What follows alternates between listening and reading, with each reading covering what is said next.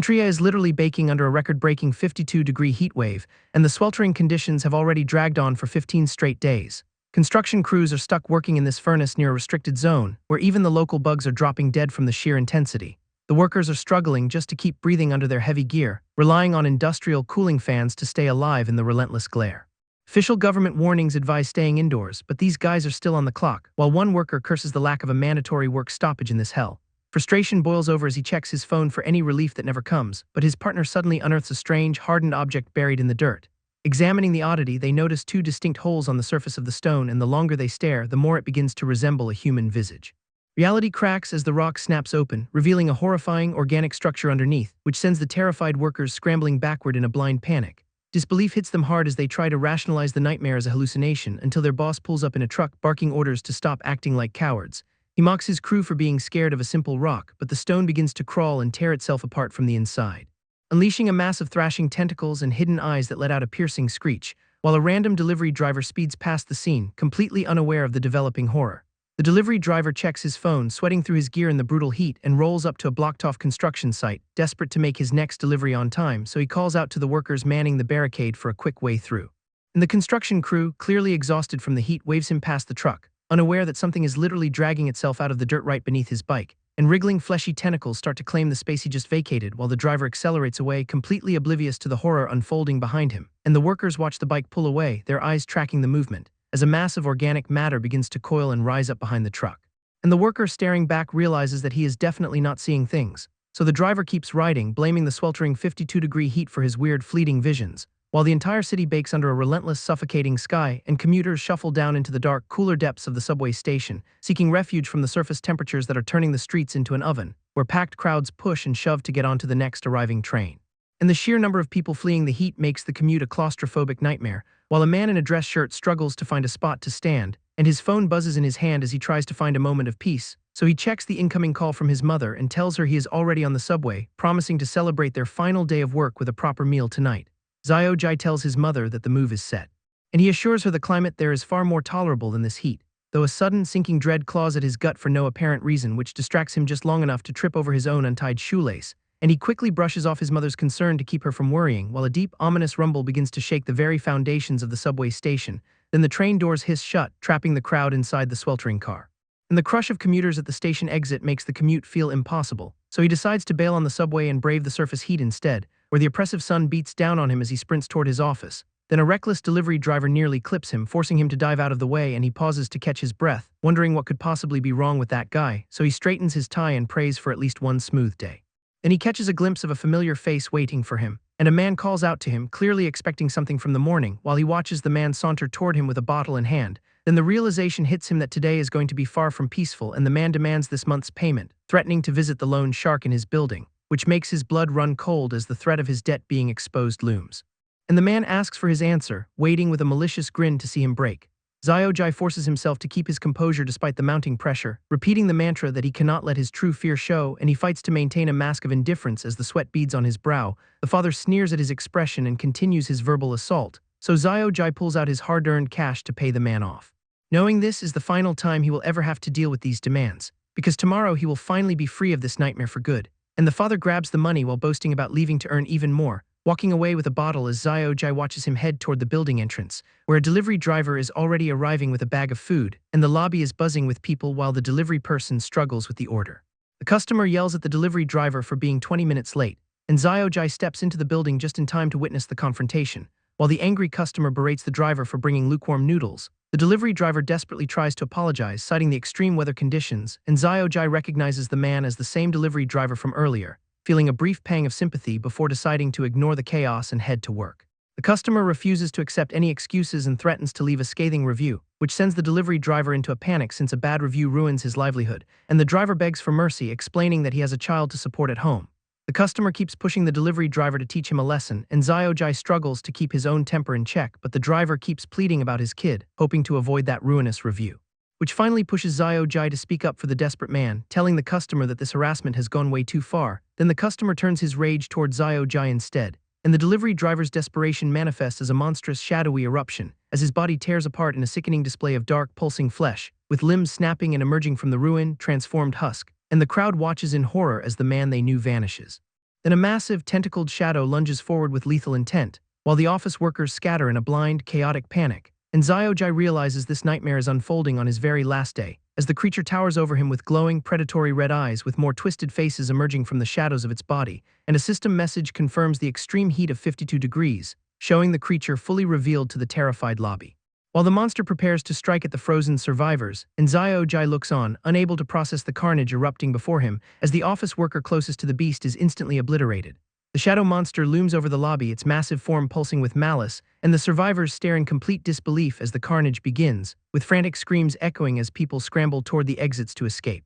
Though the creature does not even chase them, watching as if they were already dead, some are still in denial, questioning if this is just a twisted prank or a hidden camera show. But the monster's flesh ripples, and a grotesque fleshy mass bursts directly from its center, smacking into a man nearby with wet, sickening force. And he wails in agony as the parasite latches onto his face, consuming him from within, while the rest of the lobby watches their colleague collapse into a broken heap. Xiaojai stands rooted to the spot, paralyzed by the sheer brutality of the transformation, as the main body of the beast begins to tear itself apart, spawning dozens of smaller, tentacled horrors that launch themselves into the air like missiles. Panic erupts into a full-blown stampede as everyone realizes they are being hunted. These creatures move with terrifying, lightning-fast speed toward the fleeing crowd, and the lobby dissolves into pure chaos with people screaming for their lives. Woman finds herself cornered, begging for help as a parasite closes in. She promises to repay anyone who saves her. Desperate to survive the onslaught, a security guard steps in with a grin, acting like the hero of some grand story. He swings his baton to intercept the flying creature, buying her a moment to scramble away. Yet as she runs, she can only think about how foolish men are to think they can fight back. The parasite slams into the security guard, its screech cutting through the lobby chaos. Old Zhang stands his ground, clearly overestimating his ability to handle these lethal pests. Hesitation grips his expression the moment he realizes the scale of the threat. Ignoring the warnings from his coworkers, he demands they follow his lead to survive. A sudden strike lands on his neck before he can finish his tactical plan. Searing agony rips through him as the creature burrows deep into his flesh. Onlookers scream out a warning, realizing too late that the parasite has breached his defenses. Another survivor cries for help while the group watches the infection take hold. The parasite tears through muscle and bone, forcing a sickening thud as it settles in. A violent tug sends blood spraying as the entity begins to puppet his body. Xiaojai recoils in horror, watching the guard's humanity dissolve in real time. His jaw unhinges with unnatural force, distorting his face into a predator's mask. Raw guttural roars erupt from his throat as the transformation hits its apex. The survivors scramble away, dismissing the former guard as just another lost cause. Muscle fibers rupture and expand, completely warping the uniform into a suit of armor. Bitter resentment bubbles up from the creature, now controlling old Zhang's dying thoughts. He fixates on the people fleeing, obsessed with their perceived arrogance toward his position. Deep-seated hatred for the survivors fuels his desire to see them all suffer. Distorted laughter rattles in his chest as he marks them for a brutal end. Vengeance becomes his only drive, and he prepares to hunt those who dared look down on him. The sight of the transformed guard triggers a haunting memory of the delivery driver. Old Zhang's face twists into a grotesque, inhuman grin as the transformation completes. A massive, hulking silhouette surges forward with predatory speed. Terror spikes as the creature lunges, forcing the group to bolt for their lives. Blood begins to splatter the floor as the hybrid claims its first victim. Desperate screams fill the hallway while the remaining survivors scramble toward the exit. Carnage litters the lobby floor, marking a gruesome path for the fleeing crowd. Panic threatens to consume Xiaojai, yet he forces himself to focus on survival, identifying the elevator as their only path. He sprints toward the service area. Survivors crowd into the small space, desperate to shut the doors before the beast catches up. Hands scramble to hit the buttons, pleading for the lift to move. Mechanical warnings blare as the elevator reaches its weight limit.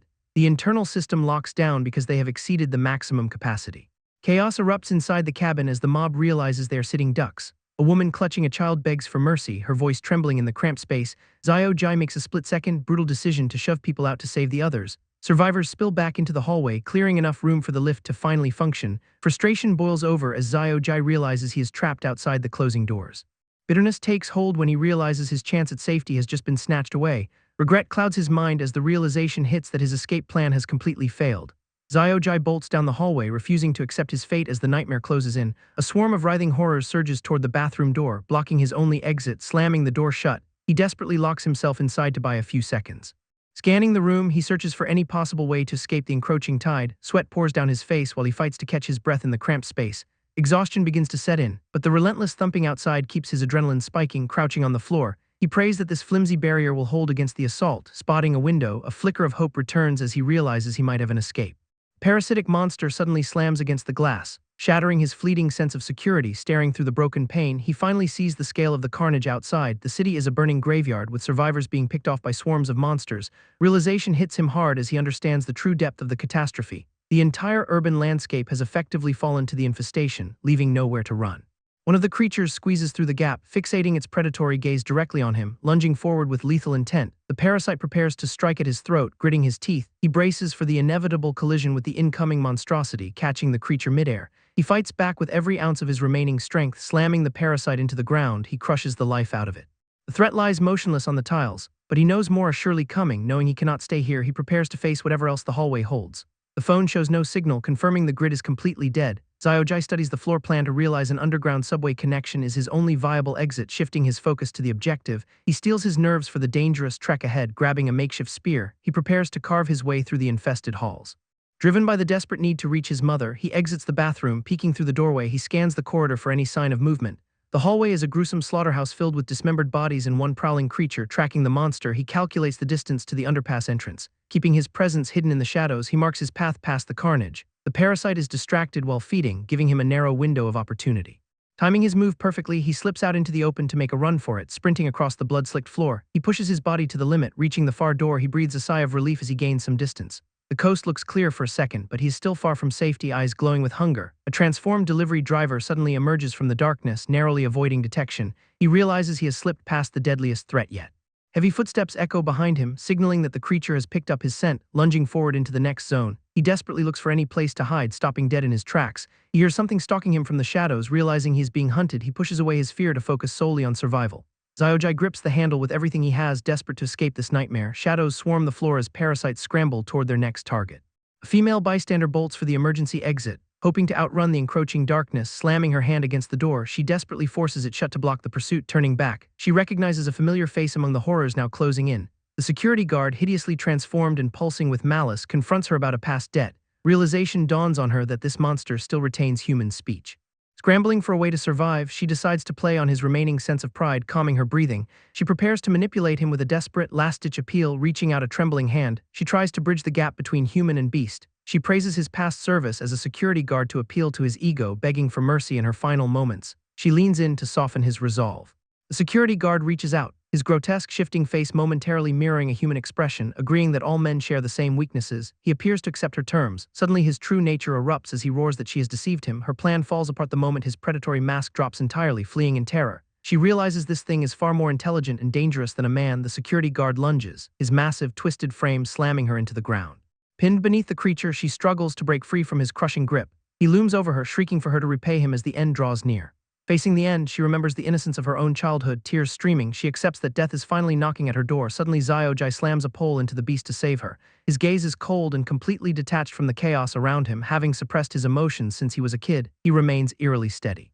Pinning the creature down with his weight, he shows zero hesitation in the slaughter, breathing heavily but focused. He prepares to handle whatever horror lunges next. Another mutated monster bursts forward, roaring with hunger as it closes the distance. Seeing the threat, he sharpens his focus to a single point. Gripping his weapon, he realizes he can keep his fear entirely locked away. Standing his ground, he stares down the monstrosity without a single flicker of panic.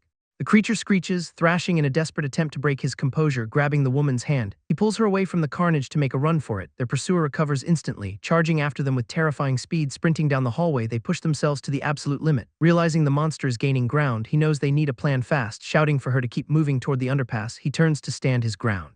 He spots a fire extinguisher and decides to use it as a temporary barricade, yanking the pin and spraying the beast. He creates a wall of white fog. The monster screams as he prepares to blast it again, buying them a few more seconds of life. The beast recoils in the chemical spray, giving Xiaojai a momentary reprieve. Breathing hard, Xiaojai wonders if this temporary barrier will actually hold. He continues blasting the monster, forcing it back with every pressurized shot. Retreating toward the safety of the door, he keeps the creature pinned in the fog. The female bystander watches him from the shadows. Questioning if he is truly an ally, Xiaojai moves toward the threshold, his focus entirely on creating distance. She struggles with her own internal doubt, weighing his motives against her survival. Reminding herself that Zhang Xiaomai must uphold her principles, she fights her hesitation. Xiaojai empties the last of the extinguisher, the white foam spilling out uselessly. Zhang Xiaomai reaches for the door handle, her hands shaking as she prepares to retreat. The lock clicks into place, sealing the entrance to the underpass behind them. Xiaojai stands in the relative quiet, weapon spent and his breathing finally evening out. Behind the barrier, the monster continues to thrash and claw at the door. Watching the creature struggle, Xiaojai knows the delay is merely a temporary fix. The beast's rage burns through the fog, its red eyes still fixed on the exit. He turns his back on the pounding door, ready to move deeper into the dark. Reaching for the handle, Zhang Xiaomai prepares to open the next path forward. The metal latch turns under her grip, revealing the corridor ahead for their escape. Stepping into the new space, they look for any sign of a safe route. Small, skittering shadows dart across the walls, signaling that danger remains all around them. The creatures swarm Xiao Jai while he recalls the desperate address of a victim. Zhang Xiaomai breaks the silence with a plea to check on her mother's safety. Xiao Jai meets her eyes, the weight of the request sinking into the grim reality. She looks away, unable to mask the sheer terror radiating from her every movement. Those skittering horrors close the distance, forcing them into a desperate, frantic scramble. Xiao Jai ducks away from a lunging parasite, narrowly avoiding a lethal strike to his neck. Flailing wildly, he bats the creatures off his frame, desperately fighting for breathing room. Zhang Xiaomai fixates on the thought of his mother, her own resolve beginning to fracture, imagining her own child in his place. She reaches a breaking point of empathy. Needing to secure him instantly, she yanks the door open, desperate to pull him inside. Panic flashes in her wide eyes as the situation spirals completely out of her control. One of the parasites latches onto Xiao Jai's neck, its grip tightening like a death sentence. Blood spills as he collapses onto the floor. The infection taking hold far too quickly, Zhang Xiaomai realizes with a jolt that he has been turned, his body failing him. Horror washes over her, the realization that she is staring at a monster. Another creature lunges into the room. Its screech piercing the air as she retreats, slamming the heavy door shut. She manages to block the incoming swarm from entering. Crouching down, she inspects the fallen man, clinging to a thread of hope. She begs for forgiveness, promising to find his mother despite the unfolding nightmare. Checking for a pulse, she finds him still breathing, the fight for his life just beginning. Zhang Xiaomai kneels over the infected Xiao Jai, wondering if she can save him in time. A creature claws at the door behind her, forcing her to accept the consequences of her failure. A glass bottle shatters against the monster's hide, drawing its burning attention. The liquid douses the creature as it shrieks, struggling against the sudden sting. Zhang Xiaomai turns to see the source of the distraction, her breath hitching in surprise. The delivery driver pulls another bottle from his bag, preparing for a second round, swearing under his breath. He uncaps the alcohol with a hardened, weary focus. Tears stream down Zhang Xiaomai's face as she watches his reckless maneuver. The monster lunges forward, covered in the flammable contents of the first bottle. The delivery driver takes a swig of his own supply, seemingly unfazed by the encroaching danger. He scolds the creature for wasting his limited resources, his voice dripping with cold resentment. The delivery driver walks past the threshold, drawing the monster's aggression away from the room. Spotting Zhang Xiaomai, he asks if she is safe and points toward a shelter on the top floor. He instructs her to abandon the body of the infected man and keep moving. Zhang Xiaomai hesitates, struggling to trust the words of a man clearly intoxicated. The delivery driver notices the creature closing in and yells for her to seal the door. Multiple monsters surge into the corridor, their screeching echoing through the narrow space. The delivery driver smiles with grim resolve, signaling that it is finally time to ignite the trap. He desperately fumbles through his pockets to find his lighter while the swarm descends. Panic sets in as he realizes his lighter is missing, leaving them both exposed to the charging beasts. Realizing his bag was slashed during the chaos, the delivery driver curses his own lack of preparation. Zhang Xiaomai stares at the fallen boy, wondering how he could still be breathing after that bite. She makes the cold decision that he is already turning and pushes him away to ensure her own survival. Shielding herself behind the door, she tries to shut out the nightmare unfolding in the hallway. A sudden shout from the driver breaks her focus, and she turns to see him staring back. He desperately begs her to find a lighter while warning her to watch out for the incoming swarm, knowing he is the city's freestyle fighting champion. He prepares to face the encroaching horrors head-on. Wang Qi ducks under a sweeping tentacle, his reflexes honed by years of elite physical training. Provincial boxing skills kick in as he dodges another lethal strike aimed at his chest. Baring his teeth in a savage grin, he launches a counterattack straight at the beast. Wang Qi yells that his fists fear no monster, landing a crushing blow that staggers the creature. He follows through with a heavy strike, driving the creature back into the darkness of the corridor. Turning back to the room, he commands Zhang Xiaomai to search the pockets of the corpse for a lighter. The monsters rise again, forcing Wang Qi to realize they are doomed unless he can start the fire. Still missing his lighter, he lets out a frustrated growl while clutching his bottle of alcohol.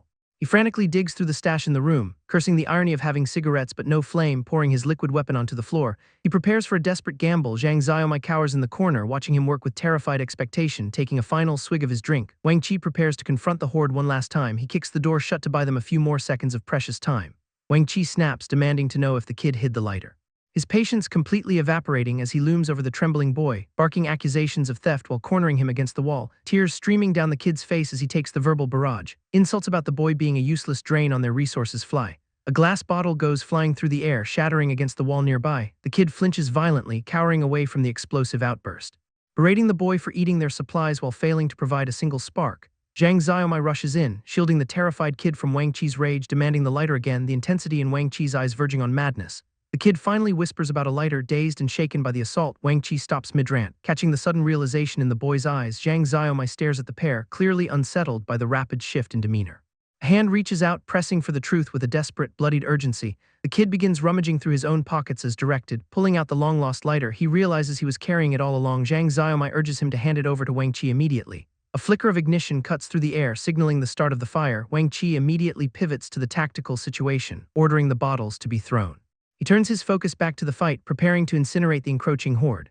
Wang Qi hurls the bottles at the creature, catching it off guard, and the glass shatters against its armored shell, drenching it in fuel. The monster tries to swipe back, but the volatile liquid begins to pool. Wang Qi screams for the kid to act before the window of opportunity closes. A spark ignites the trail, and the floor erupts into a massive wall of flames. The creature is completely enveloped in the inferno. Its hide bubbling under the heat, high-pitched shrieks echo through the hallway as it writhes in agony. The monster's body begins to melt and deform, consumed by the intense blaze. The survivors watch the spectacle, finally catching their breath after the relentless assault. Twisted remnants of the creature continue to thrash, fighting against the searing fire. The beast collapses to the floor, reduced to a smoldering, broken heap. Relief washes over the group, and they dare to hope the nightmare has finally ended. Wang Qi wipes the sweat from his brow, boasting that he has handled this before. His tone shifts to a strange camaraderie as he praises the kid's nerve. He introduces himself as Wang Qi, demanding to know the name of his new ally. The kid stares at the pile of goo, his expression suddenly dropping in dread. Wang Qi notices the change and pauses, his smirk fading into confusion. The kid points to the floor, warning that the mass is still showing signs of life. Shifting shadows emerge from the burned remains, proving their victory was premature. The creature starts to pull itself together again, delighting in the intense residual heat. The monster thrives in the heat, drinking it in to fuel a twisted transformation. Thick, pulsating tentacles lash out as the beast begins its rapid metamorphosis.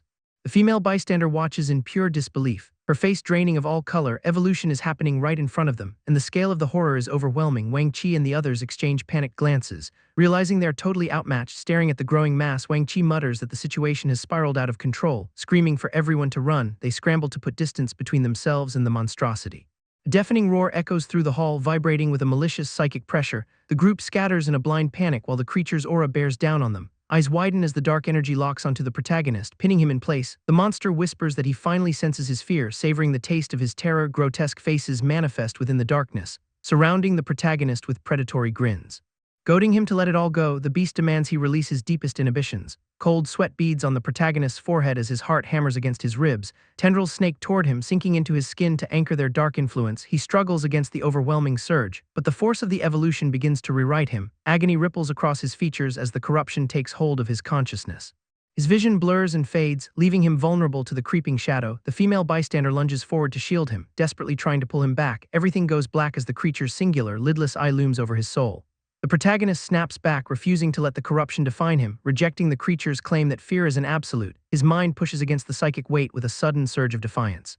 Declaring that his own fear is merely a variable he can manage, the monster recoils at his rejection, roaring that the protagonist is the true threat here. Shadow-spawned illusions swirl around him as he stands his ground against the void. Red energy pulses through the air, trying to break his mental lock once more. Glancing around, he realizes the battlefield is littered with the remnants of his allies' sanity. The drunkard cowers in a heap, begging for mercy from an invisible tormentor, while the female bystander grips her head, screaming for the shadows to release her. Realizing his companions are trapped in their own personal hells, he needs to act. The creature gloats, revealing that it feeds on the raw, chaotic emotions of its prey. Thrashing tentacles lash out across the room, indiscriminately hunting for more psychic fuel. A barbed spike pierces the female bystander, dragging her toward the beast's hungry maw.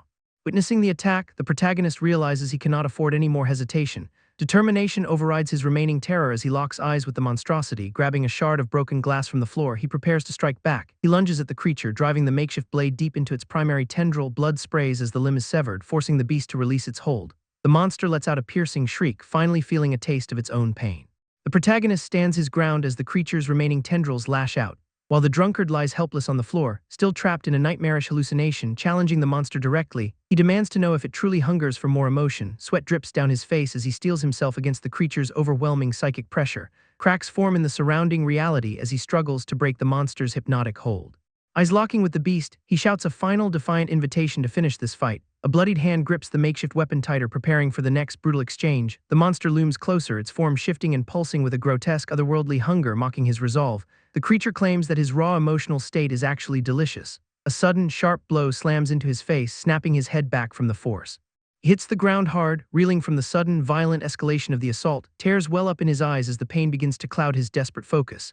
The drunkard looms over him, tauntingly claiming that his tears only make him want to strike harder. Another heavy hit lands, mocking him for showing weakness in such a dire moment. His attacker grabs him by the hair, viciously demanding he suppress any sign of sorrow.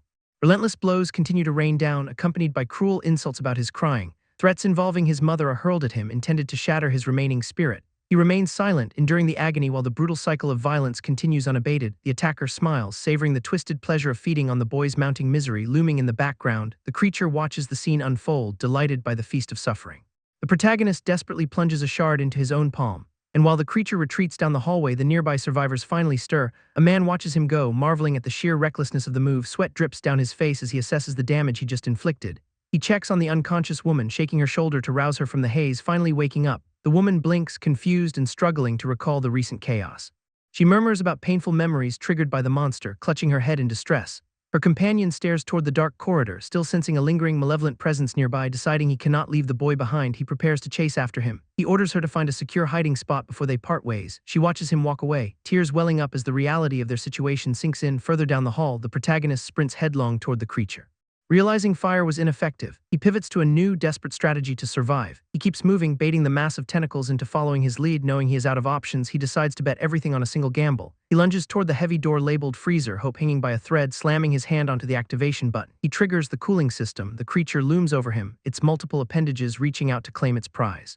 Cold air floods the chamber, pinning them both in a sudden, icy confrontation. The beast shrieks, ravenous and desperate to feast on his final, raw surge of terror.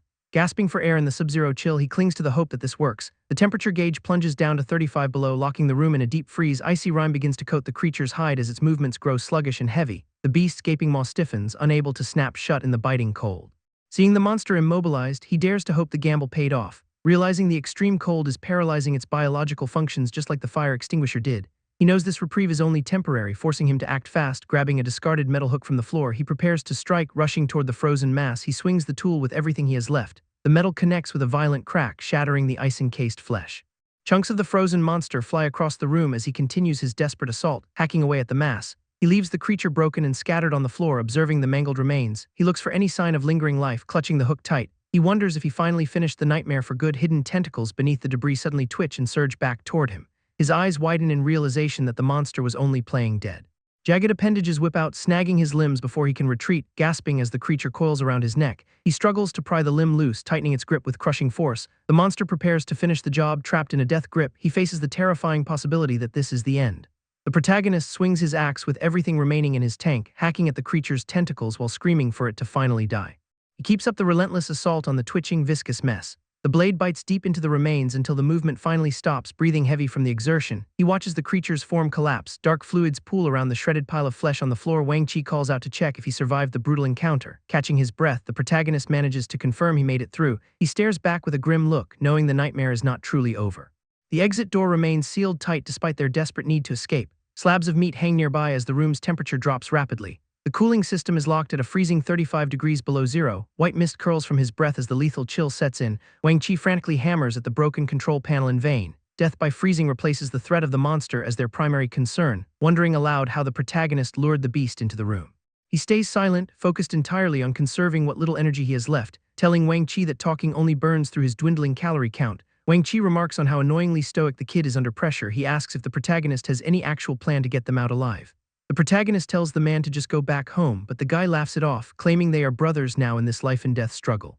Asking if the protagonist truly believes he has nowhere else to turn, he admits he is driven by a singular, burning need to avenge his brother, insisting that vengeance is the only thing keeping him alive right now.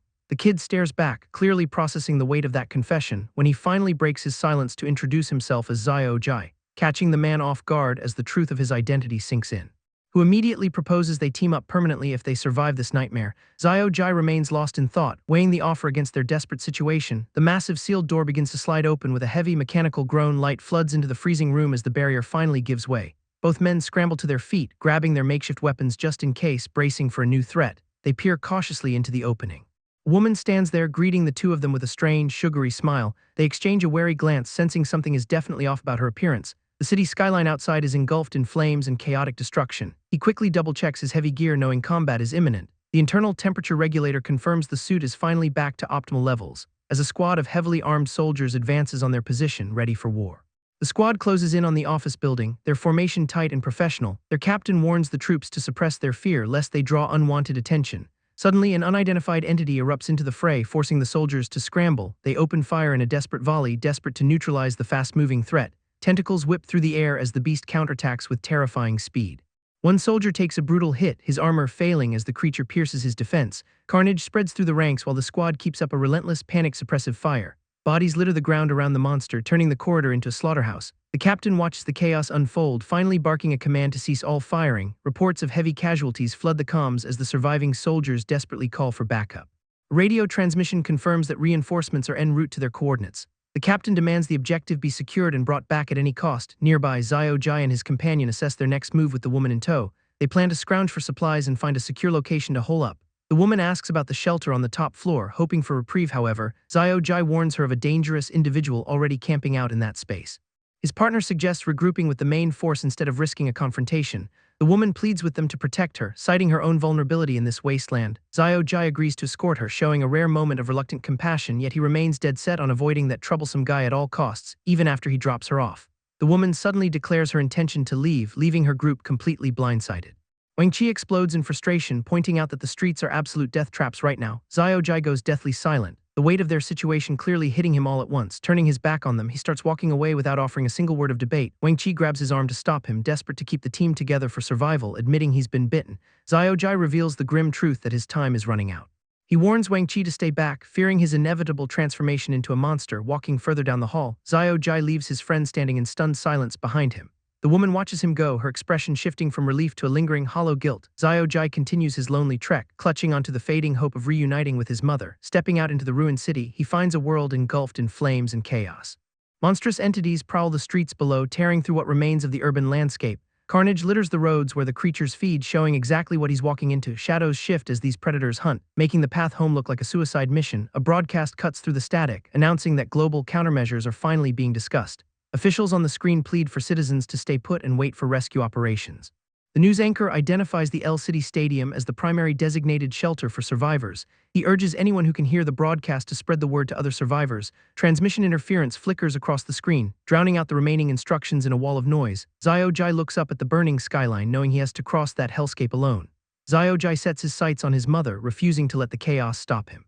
He grabs a makeshift weapon, checking the hallway for any signs of movement. The cell phone screen shows zero service, confirming the city's communication grid is completely dead. Realization hits that he's on his own with no backup and no way to call for help. The only viable route is the old subway underpass. Even if it's a gamble, mapping out the trek, he knows it's a 2-hour hike through nightmare territory just to get home.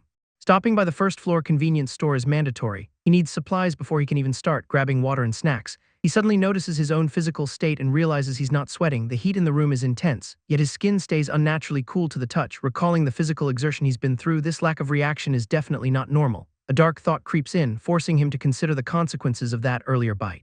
His body has been changing ever since that incident, and the signs are finally clicking into place, touching the bite mark on his neck. He wonders why he has not turned into a monster yet. Memories of the insect-like creatures flood back, but their transformation process seems different from his current state. He questions if the human body adapts differently depending on the source of the infection. The mystery of his own humanity gnaws at him, especially since he has not undergone a full mutation. Recalling how previous monsters fed on human despair, he realizes their transformations were fueled by raw emotion. That massive creature he faced had been starving for emotions, using them as a catalyst to grow. Xiao Jai concludes that his own emotional suppression is the only thing keeping the infection at bay. Understanding that emotion is the trigger for mutation, he vows to keep his head cold at all costs, swaying slightly as his body temperature remains unnaturally stable. Xiao Jai grips his makeshift weapon and decides that ignoring the heat is a tactical advantage, realizing he needs to stock up. He sets a new goal to raid the local convenience store, peering cautiously from behind a corner. He scouts the path ahead for any immediate threats, reaching the store without any major obstacles. He confirms the coast is clear for now, scanning the immediate surroundings. He notes with relief that there are no signs of monster activity. Stepping inside the quiet shop, he moves toward the shelves to begin his search. Suddenly spotting something on the floor, he freezes as the reality of the situation shifts. The store is littered with bodies and debris, indicating a violent struggle took place here recently. Seeing a discarded item near the wreckage, he realizes he's not the only one scavenging in this area, forcing himself to breathe. Xiao Jai repeats his mantra to stay calm and suppress the mutation. Spotting a small cache of bottled water and food, he quickly moves to secure the remaining inventory, stuffing the supplies into his bag. He keeps a sharp eye on the exit to avoid lingering, turning away from the carnage. He prepares to head toward the underpass as originally planned. A voice suddenly cuts through the silence, claiming the remaining supplies belong to a group of survivors. The strangers warn him that he will not be leaving the building alive if he tries to take their haul. Looking toward the source of the threat, he evaluates his chances against the armed group. Hearing the sound of a walkie-talkie, he realizes the survivors are coordinating their movements from the top floor. Orders bark over the radio for the group to secure the loot, leaving him in a tight spot. Warned that his survival depends on following their instructions, he prepares to deal with these new human threats. Xiao Jai grips the radio, hearing their demands, but he flatly refuses to play by their rules, tossing the device aside as he makes his choice. A sudden surge of movement cuts through the space. He pivots to avoid the strike and pushes forward, reaching the door to the underpass. He prepares to descend, stepping into the stairwell. He begins his cautious climb down, struggling to keep his mutation in check. He whispers to himself, tightening his grip on the crowbar. He readies for whatever waits below. Heavy footsteps echo as he descends deeper into the dark. An unsettling voice calls out to him from the shadows. Realizing he is not alone, he stops to pinpoint the source, deciding to scout the path before fully committing to the exit. He inches down the stairs with his weapon raised. Darkness clings to the corners of the narrow passage. Peering around the bend, he scans the room for threats. His vision locks onto something massive waiting in the gloom.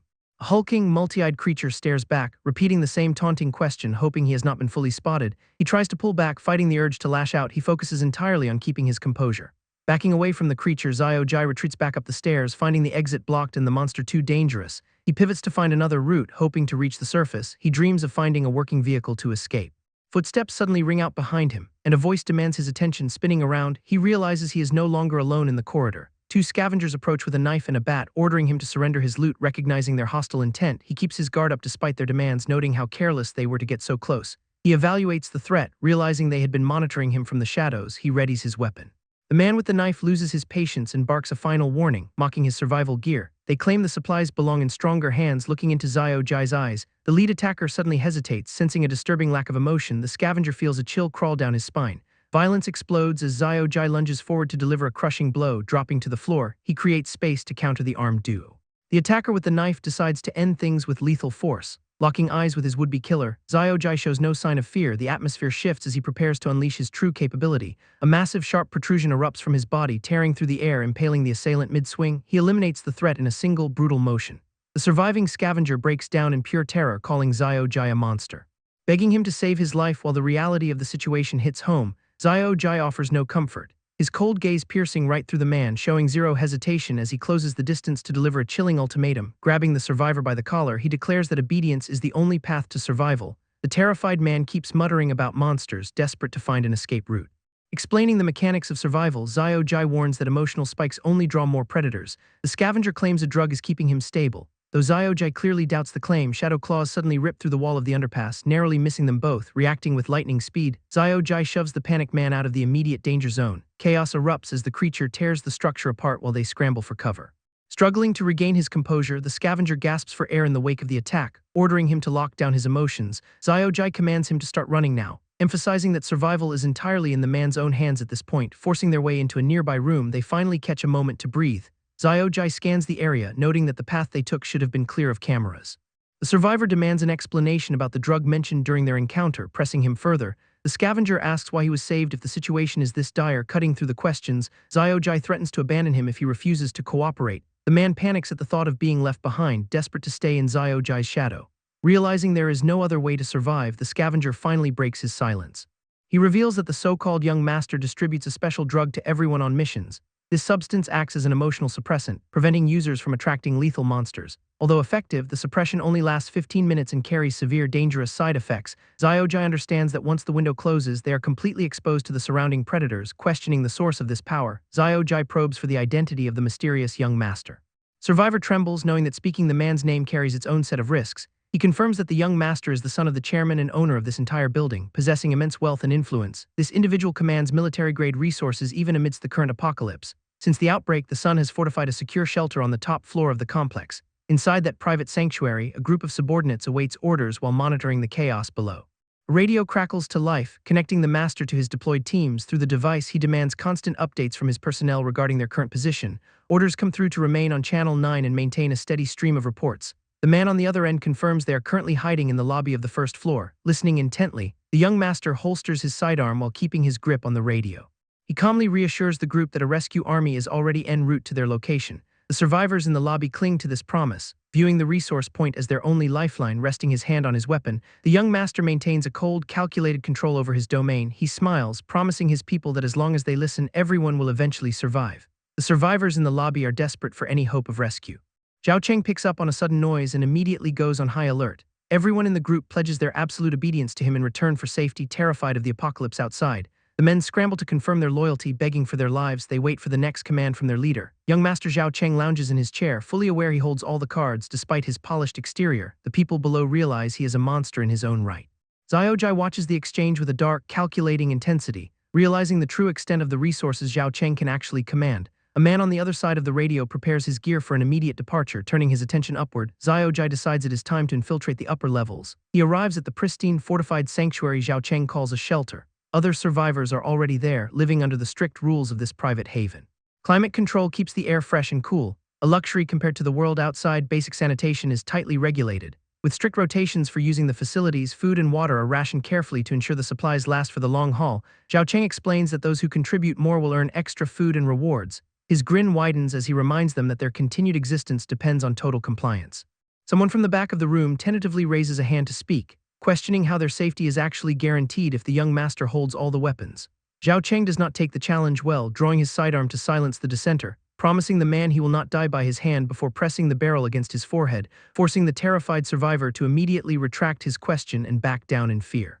Xiao Jai observes the entire display from the shadows, watching the power play unfold, gripping his own weapon tighter as the tension in the room hits a breaking point. Another man steps forward to intervene, demanding Zhao Cheng put the gun away, diffusing the situation with a fake laugh and acting like it was just a joke. Zhao Cheng pivots to ask for the man's name, learning it is Wang Qi, pulling the man aside for a private chat that clearly signals a coming threat. While the other survivors watch the exchange with growing dread and forced silence, blood flows from a nearby sink faucet, marking the grim reality of the facility. Someone shuts off the water to stop the mess from spreading any further. Xiao Jai catches his own reflection, steeling himself for the dangerous work ahead, preparing to move toward the young master's private elevator to gain total control, grabbing a heavy tool to pry open the fire door on the first floor. Telling his partner to lead the way now that the plan is in motion, reaching for the door handle to make their move toward the restricted zone, walking down the narrow, dimly lit hallway toward the target location, confirming they are almost at the elevator that will take them to the top. But Xiao Jai cannot help but wonder about the chaos he just witnessed downstairs. The physical toll is mounting fast as the throbbing wound forces his focus to narrow. Sudden collapse interrupts the corridor's silence. Leaving a witness scrambling to understand what just happened, Xiao Jai finds the downed man on the floor, his own exhaustion etched into every line of his face. The observer stares in disbelief at the slumped figure, realizing the situation is spiraling further out of control. Reaching down to check for a pulse, Xiao Jai confirms the body is still warm but completely unresponsive. Internal parasites have clearly been purged. As the sudden loss of consciousness suggests the host system finally crashed. Keeping his head is the only way to survive, especially since the victim managed to fight off the infection until the very end. Shifting his attention, Xiao Jai keys up the radio to get a message through to Zhao Cheng, informing the boss that they have finally located the key element they were hunting for deep inside the facility. A lone operator monitors the screens, oblivious to the infiltration closing in. Silhouettes shift against the glow of the monitors, signaling that the security perimeter is already being bypassed. Reaching the main terminal room, the intruders find a quiet space where the operator remains seated at the desk. Standing up from the console, the operator prepares to face whoever just broke into his private sanctuary. Huddled together, the survivors realize they have run out of places to hide from the encroaching threat. The tension thickens as the operator turns away from the screens to address his uninvited guests. Knocking on the door frame, the intruder makes his presence known with a slow, deliberate gesture. Stepping into the room, he keeps his eyes locked on the console, assessing the data scrolling by. Zhao Cheng arrives on the scene, his smirk betraying a cold satisfaction as he demands the latest update. Silence falls between them, the air heavy with the weight of Zhao Cheng's looming authority. Adjusting his glasses, the operator prepares to hand over the control he can no longer defend. With a cold, calculated movement, the operator removes his glasses.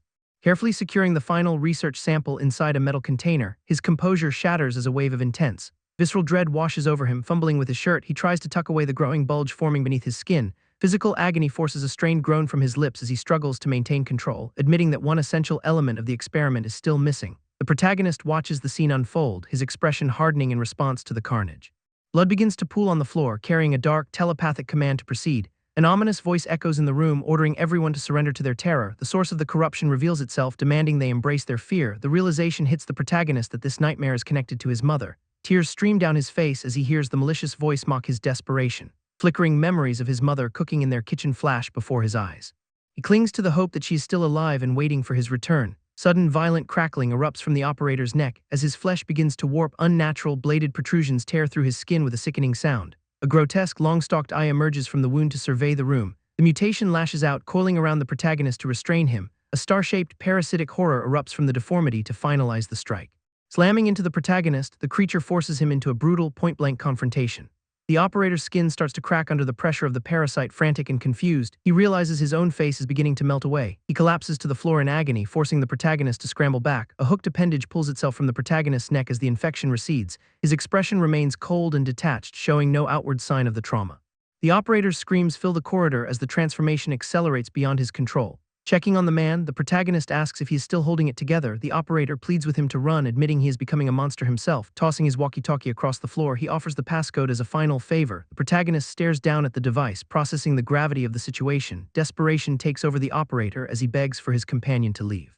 Snapping out of his hesitation, the protagonist snatches the walkie-talkie from the ground. He pauses for a brief moment, turning back to see his ally crumbling. The decision is made, and he begins to walk away from the tragedy. Parting words of encouragement follow as he urges the man to hold on. He moves steadily down the hall, leaving the rapidly mutating victim behind. A single footstep marks his departure while the operator remains pinned in place. Hands clutching his own head, the operator tries to contain the shifting flesh. Liquid skin continues to slide down his features as the distortion worsens. The parasite finally fully retracts, leaving the operator to his horrific fate. The protagonist wonders if his emotions triggered the mutation. Observing the strange, evolving eye as it fixates on his movements, he decides to keep watch over the creature while clutching his radio. Stepping through the sliding doors, he prepares for their eventual reunion. Deep, heavy breaths fill the elevator as he tries to steady his nerves. The floor indicator ticks downward, descending toward his next objective. Sliding open with a mechanical chime, the doors reveal his destination. Armed men blocking the exit immediately confront the lone protagonist. His gaze remains sharp, scanning the hostile group for any openings.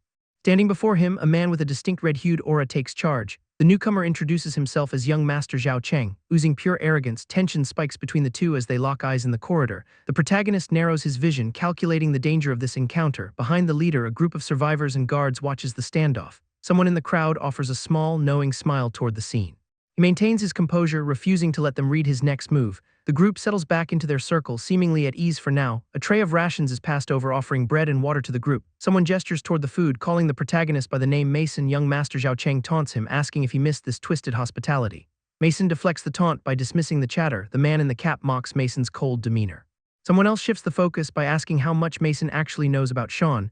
Zhao Cheng interrupts to ask if Mason even understands the reality of their situation. Mason ignores the jab, focusing intently on finishing his meal. Night falls and the camp descends into a heavy, restless silence. He pulls a small pill from his pocket with steady fingers, swallowing the dose quickly before the others can notice his movements. A mental countdown reaches 0 as he realizes the moment has finally arrived. Zhao Cheng and his lackeys rise from their beds, preparing for a midnight departure. They move toward the secure exit, keying in a code to bypass the lock. The heavy door slides open with a mechanical hum. They step out into the hallway, leaving the remaining survivors in the dark. Mason watches them go from the shadows of his sleeping mat, sitting up slowly to ensure they have truly cleared the room. He gathers his gear, his expression hardening as he prepares to follow. A faint memory of Cooper calling out flashes through his mind. The ghost of that voice echoes in the quiet, empty barracks, questioning whether his own senses are betraying him in the dark. He slips out into the corridor, trailing Zhao Cheng's group at a distance. Mason lies in the dark, his mind racing through the night's volatile events. A radio crackles to life with a report that the squad has already arrived. Zhao Cheng commands them to hurry, his voice cold and devoid of any empathy. The contact reminds him that their bargain must be honored to the letter. He promises compliance while his men head toward the secure underpass entrance. Zhao Cheng smirks at the device, clearly enjoying the total control he wields. Peering out over the skyline, he coldly declares that no one returns from this. A discarded radio trembles on the floor, abandoned in the growing chaos. The soldier left behind gasps in disbelief, questioning why he was betrayed. Those lies about a monster-free zone become painfully clear as a creature looms over him. The horror descends instantly, tearing through the squad as they scream in terror. Blood splatters across the concrete in the wake of the creature's violent feeding. Zhao Cheng and his remaining men descend the stairs, completely ignoring the slaughter behind them.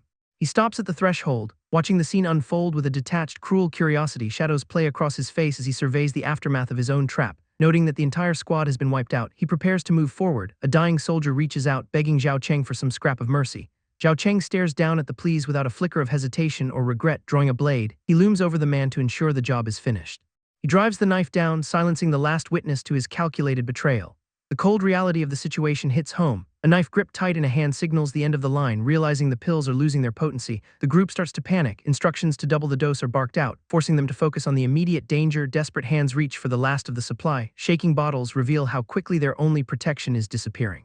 A sudden motion knocks the medicine from their grasp, scattering it into the darkness. Mason steps out from the shadows, his presence confirming his suspicions about their condition. Recognition dawns on them as they realize who has been tracking their every move. Questioning his unexpected appearance, they brace for whatever he is about to drop on them. Mason admits he has been watching them, including how they cracked the passcode to get inside. He delivers the grim verdict that they have walked straight into a kill zone.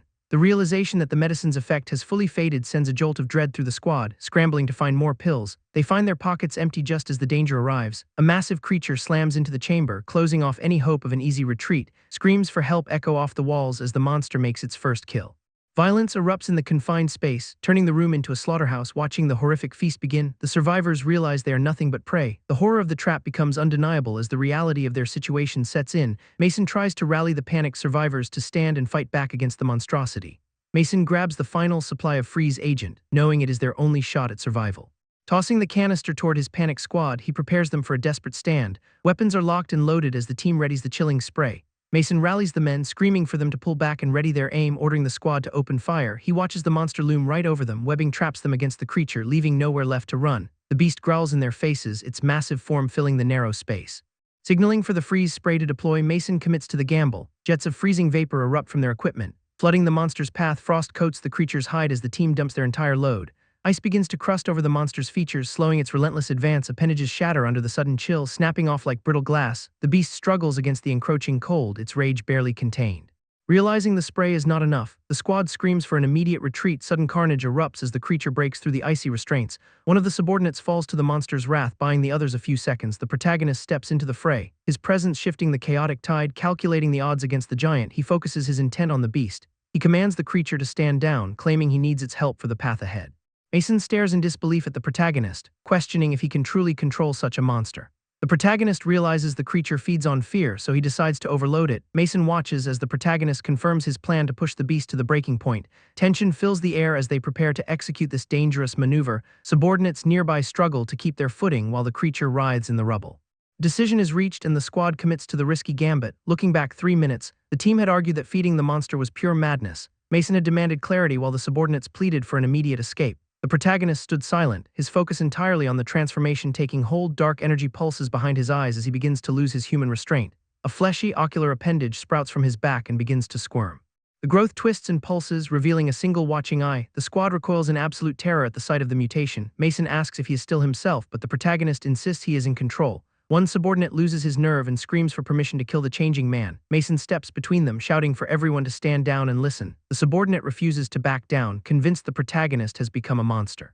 Mason grabs the man by the collar to force him to see that they would be dead already if the protagonist were truly hostile. He declares his choice to trust the protagonist because his own life was saved. The protagonist acknowledges the uncertainty of the plan but stands his ground, daring the group to suggest a better alternative. He waits for them to fall in line. The subordinate finally drops his defiance, asking what he should do instead. Snapping under the pressure, he decides to follow the plan and attacks, rushing toward the beast with his weapon drawn. The monster lets out a deafening roar as debris crumbles around it. Ice begins to spread across its skin, slowing its movements down. Mason shouts for the others to move quickly while the creature is vulnerable, striking hard to keep the beast pinned in place. The creature thrashes against the falling rubble, prompting the protagonist to urge his team to keep pushing the assault, even as he realizes his own power is still insufficient to finish it off. Blood begins to drip from the protagonist as he pushes his body to the limit. The internal counter hits 99%, signaling the peak of his transformation. His ocular appendage morphs into a star-shaped weapon, swinging out with lethal speed and precision. The limb connects solidly with the beast, forcing the creature to recoil as the appendage burrows deep into its flesh. The team watches in shock as the monster howls in agony, with the protagonist delivering a final, brutal strike. The monster begins to collapse under the sheer force of the impact, leaving the creature buried beneath the ruins of the chamber. The team stands over the wreckage, surveying the crater where the monster was just buried, believing they finally secured the win in this hellish fight. But the protagonist stops them cold. Knowing the threat is still very much alive, the creature beneath the rubble begins to wail, desperate and missing limbs as it panics in the dark. Debris erupts upward as the beast starts tearing through the ruins. Mason and the others realize the nightmare is far from over, while the protagonist senses the creature's growing hysteria, turning to Mason to demand they evacuate immediately, yelling for Mason to get moving before the ground gives way entirely. Massive chunks of the chamber ceiling crash down around them. The protagonist notes that the creature is feeding on the raw panic radiating through the room.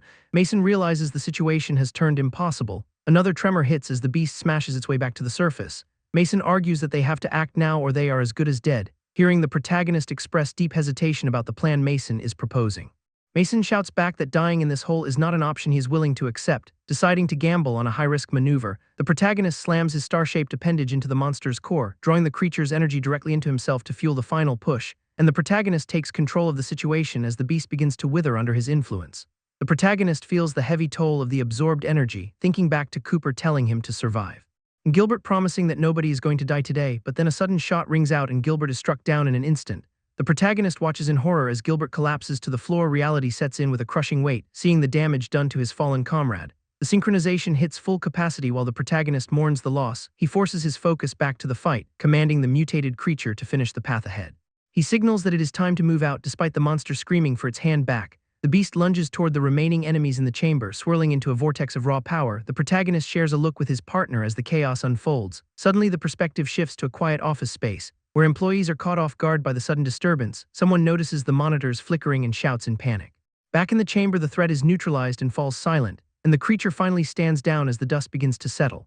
The team stares at the wreckage, wondering why their coworkers are acting so bizarrely. Both the protagonist and Mason realize the atmosphere has shifted as they find themselves standing in the middle of a bustling, oblivious office. Someone shouts for a man named Jacob, but the boss is already storming through the aisles looking for him.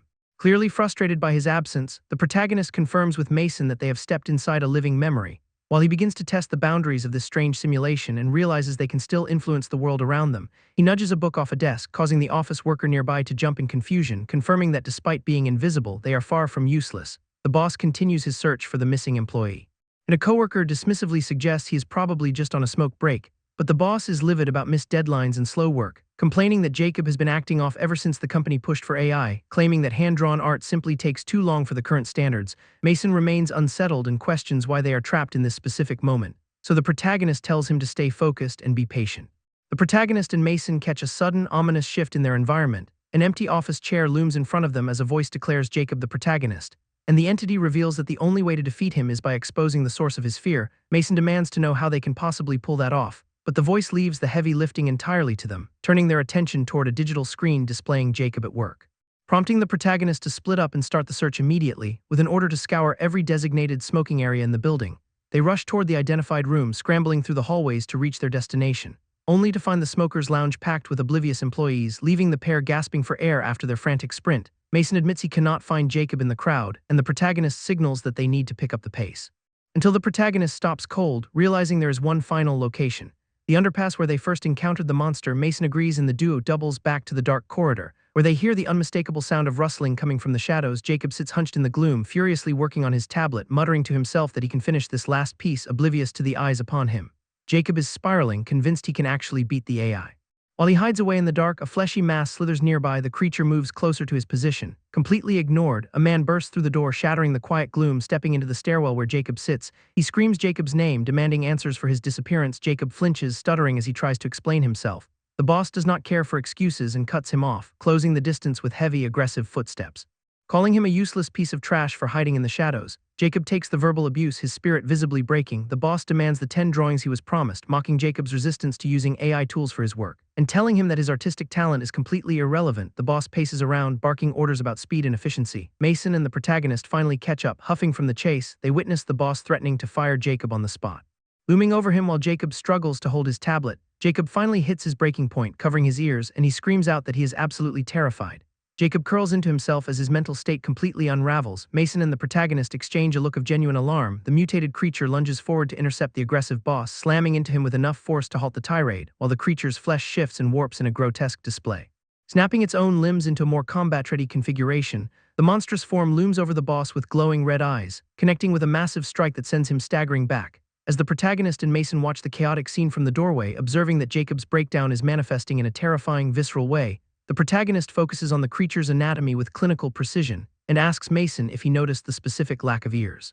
Explaining that Jacob's deep-seated trauma literally erased them during his evolution, leaving his auditory sense as a bizarre exposed weak point. Confirming that attacking that gap will be their path to victory, Mason nods in grim understanding of the plan they need to execute, moving together toward the center of the fray to finish this. While the creature lands a final, heavy blow to the boss's defenses, the boss looks up in sheer panic as the duo draws near. And the protagonist calmly assures him that they are perfectly fine. The protagonist keeps his focus on the mission, barking orders to find the creature's hidden ears. Mason stares back in genuine confusion at the bizarre request, realizing the monster truly lacks any auditory organs, and the protagonist shouts that those ears must be buried deep under the creature's shell, urging Mason to keep up the pressure so they can expose the weak point. As the protagonist launches himself into the air to close the gap, landing a clean hit that forces the monster to react, with the protagonist swinging his weapon like a tethered blade to keep the beast off balance, Mason watches in awe, comparing the protagonist's mid-air maneuver to a superhero, before the protagonist yells for Mason to target the monster's feet, and Mason fires his weapon to cripple the creature's mobility, leaving the limb vulnerable for the protagonist to land a heavy, decisive strike, who uses the momentum to vault over the collapsing monster and launches himself upward to reach the creature's upper defenses, calling out for Mason to finish the job. So Mason swings his axe with everything he has left, burying the blade deep into the monster's exposed flesh, and the creature staggers back as the protagonist regains his footing. While the massive beast begins to collapse under the weight of the coordinated assault, and Mason celebrates the progress, though the protagonist is still hunting for those elusive ears. The monster roars as it lashes out with a massive whip-like tongue, and the protagonist urges Mason to keep the pressure on that open wound, while Cooper breaks down under the intensity, fearing they will not survive this encounter, but the creature's tongue snaps forward with blinding speed toward the pair. And the attack connects, sending Cooper sprawling as his weapon is shattered by the force. So the protagonist desperately reaches out to stop the chaos, but the monster swings its tongue again, clipping Mason and forcing him back, as the impact leaves Mason downed and struggling to recover his footing, while the protagonist screams for Cooper, hoping to find him still in the fight, and Cooper manages to call back, shaken but confirming he's still breathing. Though the protagonist warns that their window of opportunity is closing fast, so he tells Mason to hold steady while he prepares to finish the monster off. And Mason steps up to support the protagonist as they coordinate their final push, while the protagonist pauses to ask Mason for one last favor before they strike. Then he shouts for Mason to hold on tight as they leap toward the beast, and the two dash straight at the monster, ignoring the danger of its thrashing tongue. While the protagonist expertly evades the creature's reach to close the distance, then he lands directly on the monster's hide to gain a better position, and the protagonist begins digging into the creature's exposed flesh with his bare hands, as Mason watches him tear into the wound, determined to finally end this nightmare. The protagonist keeps digging deeper into the creature's core, straining against the resistance, while the monster lets out a deafening roar that shakes the entire area. And the protagonist finally peels back the layers to reveal a horrific mass of ears, pulsing and squirming in a sickening display of the creature's true nature, which forces the protagonist to stare at the discovery in utter disbelief, though he quickly realizes the sheer volume of ears packed into that single cavity, and he recoils for a second before refocusing his efforts on the kill, while sharp tendrils whip out from the wound, narrowly missing the protagonist's face. Then he shouts to Cooper to check his status and demands the axe immediately. So Cooper, despite his injuries, heaves the weapon through the air toward him, and the axe spins through the blood-soaked mist before landing perfectly in reach, which the protagonist catches midair, gripping the handle with everything he has left. Then he swings the heavy blade with full force right into the creature's heart, and the steel bites deep into the meat, tearing through the writhing mass. While the impact splatters gore everywhere as the monster begins to lose its footing, then the beast lets out one final agonizing cry as it collapses to the ground, and the massive weight of the creature hits the earth with a violent tremor which sends the protagonist tumbling down, but he remains locked onto his target. Then Cooper and Mason rush over to him as the danger finally subsides, and they share a look of pure exhaustion, knowing they somehow survived the nightmare. Cooper and Mason lean on each other, hoping the fight has finally ended, but the protagonist stops them cold, sensing something is still very wrong, and a fresh, nightmarish creature emerges from the debris to challenge them, while the beast whimpers in a pathetic voice fixated on its own mangled hand, yet the protagonist notices its size has diminished, signaling the battle is not finished. Then he locks eyes on the creature, determined to identify its real weak point. And despite the monster's sluggish, non-hostile movements, they stay on high alert until the protagonist spots a star-shaped anomaly protruding from the beast's body, because the creature's hands are clearly the source of its remaining strength. So he realizes that severing those appendages will finally put it down, and Mason readies his axe, eager to end this endurance test once and for all, while the monster watches them with a hollow, eerie focus.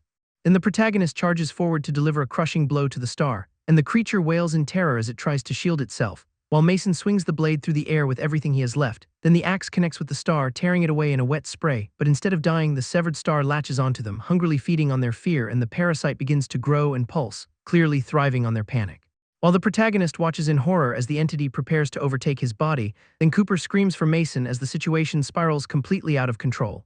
Cooper lunges at the parasite with his blade, desperate to stop it from consuming the protagonist, but the entity warns that destroying it means killing Mason in the process, causing Cooper to snap back that he would rather end Mason's life than see him become a monster.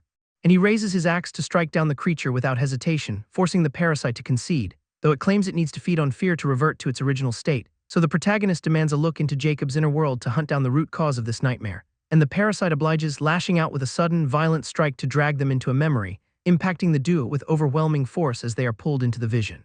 Leaving the real world behind for the rainy, neon-lit streets of a shared past, where the protagonist encounters a younger Mason, greeting him with an uncharacteristically dark grin, and Mason responds with an uneasy smile, acknowledging an old debt between them, before the scene shifts to a cramped, dimly lit office where Mason sits alone at his computer, working through the late hours of the night while the relentless ticking of the clock fills the room.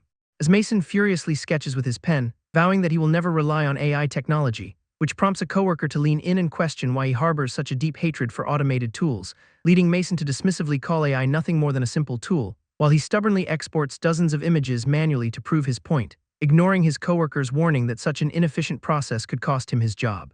And the weight of his obsession begins to show on his exhausted, sweat-beaded face, until his coworker finally explodes in frustration at the sheer absurdity of his work ethic. Mason doubles down on his anti-AI crusade, swearing to face unemployment rather than compromise his artistic integrity. The office clock finally strikes the hour, signaling his shift is over and the long grind is done, and he kills the power to his monitors, leaving his workstation in total silence. Stepping out into the cold rain as he heads home, physically drained but mentally locked into his own stubborn path. While the city streets offer no comfort, only the weight of his decision pressing down on him. The exhaustion is written all over his face, yet he clings to the belief that his passion matters more than a paycheck, and he stops to look at a small, hand-drawn paper scrap he carries like a precious relic, which slips from his fingers into the downpour, the fragile drawing hitting the wet pavement.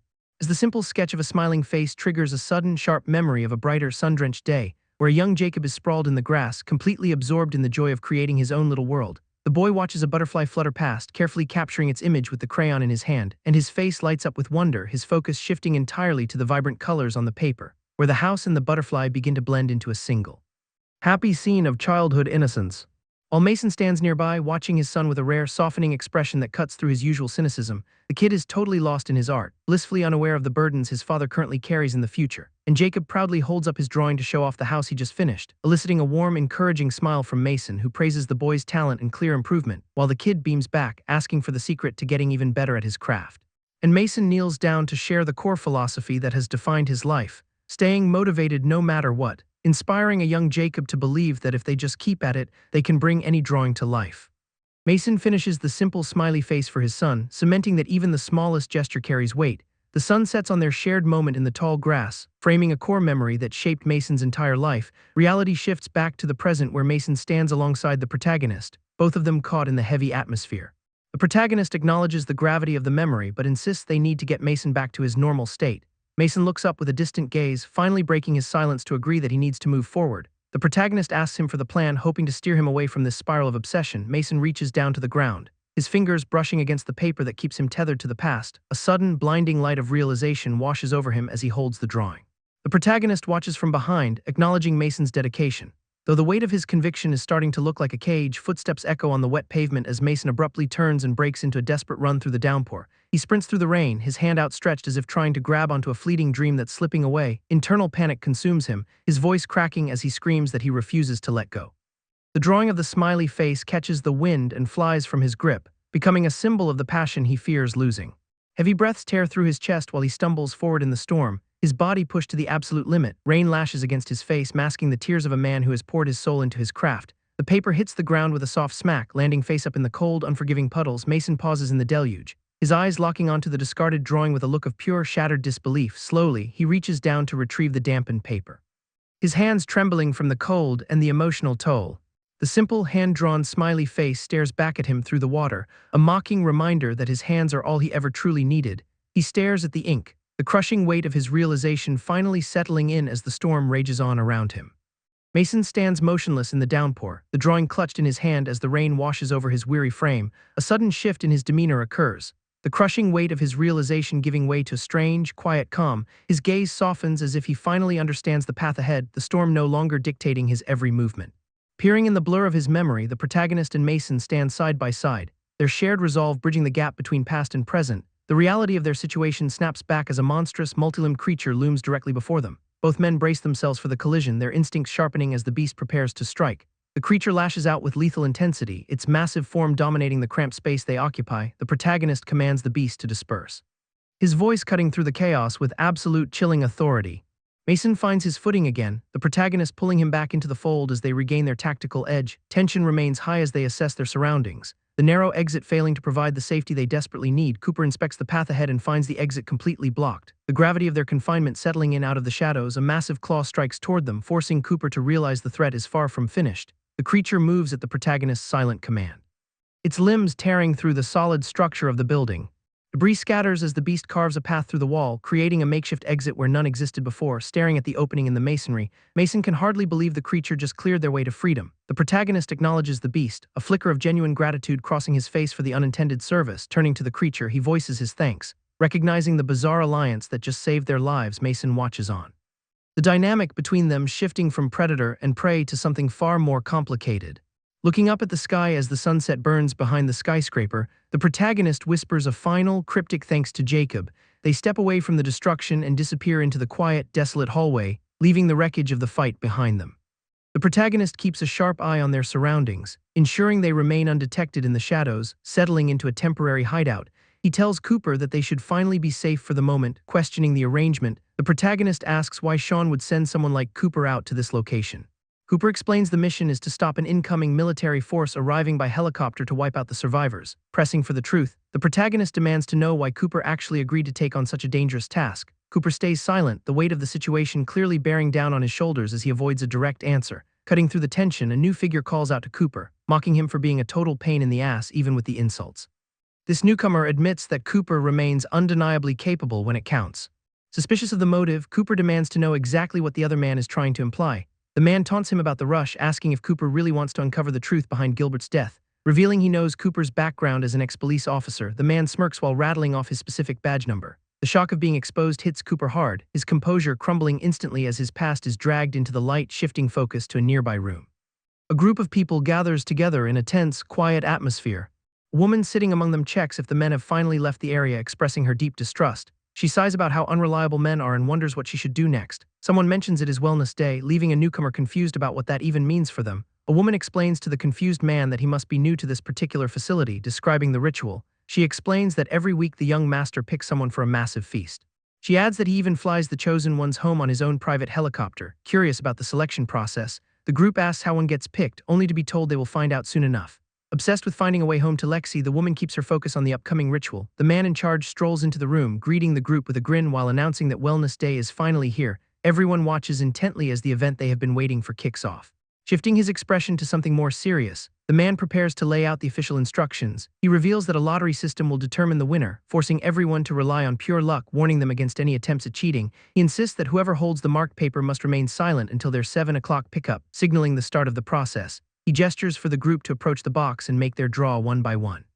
The participants step forward to pull a single slip from the container.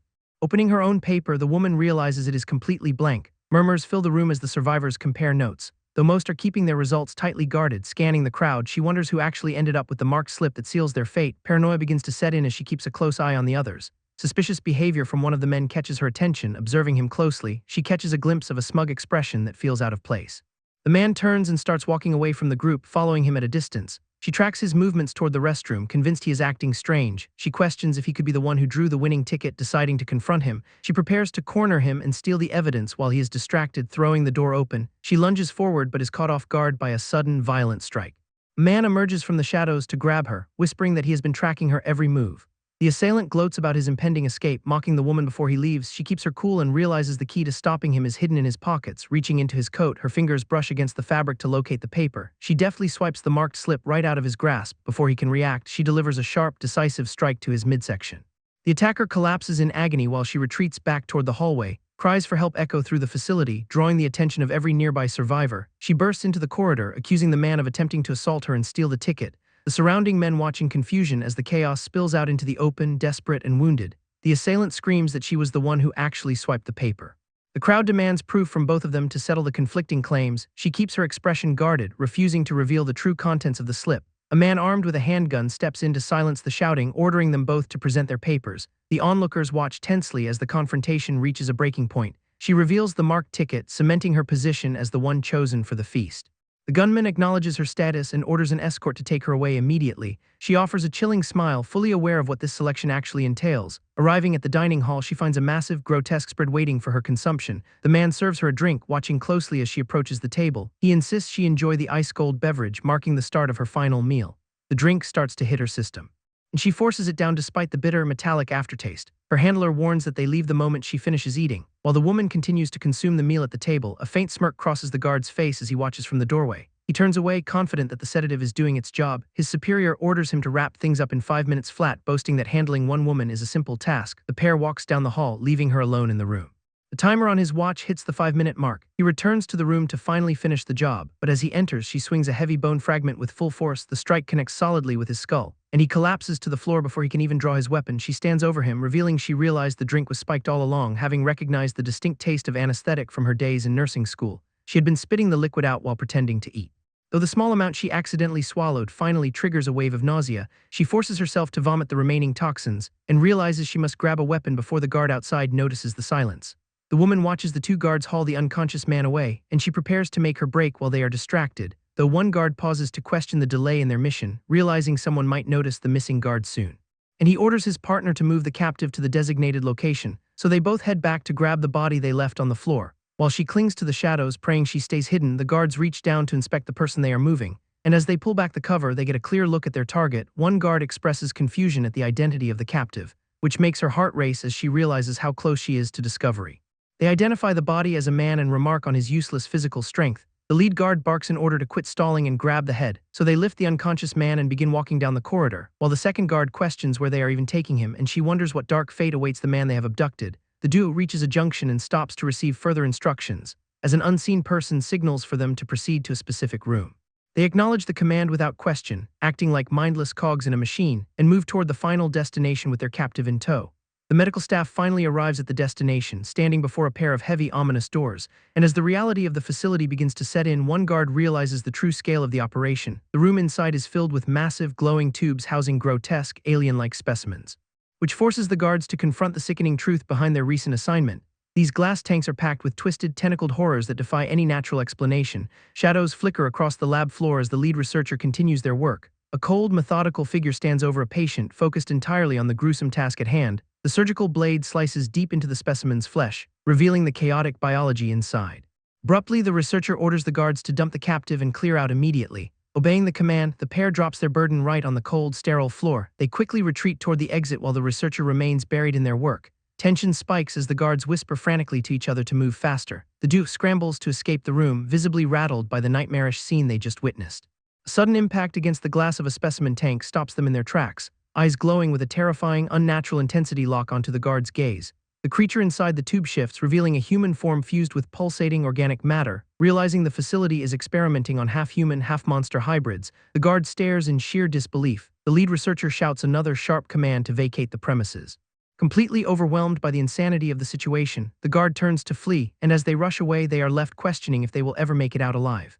The staff member notices the rescue team has returned and realizes the elevators are currently out of commission. Knowing how dangerous the facility is, she worries about their sudden presence. A colleague approaches, interrupting her thoughts to deliver a message. The young master is waiting in his office and demands her immediate arrival, clearly annoyed. She drops her medical tools and stops what she is doing, rejecting the role of his errand girl. She insists on changing first, telling the messenger to have him wait. She prepares to make her move, deciding this is the perfect opportunity to act. She turns toward the console, calling out to Maya. She taps the control panel to override the security. Maya and the rescued man prepare to bolt as she unlocks the doors. Slamming the button down, she effectively cuts the power to the local systems. The pair sprints through the opening, finally making their escape from the lab. The rescued man watches them go, his expression unreadable and focused, watching them vanish. She lets out a breath of pure relief. A shadow looms behind her and she realizes her cover is blown. The young master addresses the group, confirming the mission is a failure. With the rescue operation officially suspended, he buries his face in his hands. The men demand an explanation for the sudden order. He breaks down, revealing their comrade made contact with outsiders and is now missing. The squad erupts in fury, demanding to know what happens to their mission now. The boss cuts through the noise and orders everyone to stay calm. He promises them that as long as they follow his commands, he has other plans in store. The team ignores his empty words and watches as a silhouette enters the room. Sean is identified as the source of their betrayal, and the squad reacts with pure unadulterated rage. An hour later, a helicopter slices through the sunset, heading toward its destination. The protagonist sits inside the cabin, staring out at the horizon with a grim, focused expression. He gives the signal to move, his mind set on the mission ahead. A silent vow passes his lips, a promise that he is finally coming home. The aircraft descends rapidly toward a massive rooftop helipad. Standing there waiting for him is the boss, accompanied by a hideous, mutated specimen. The villain looks up at the approaching chopper, grinning as he declares the protagonist will be back.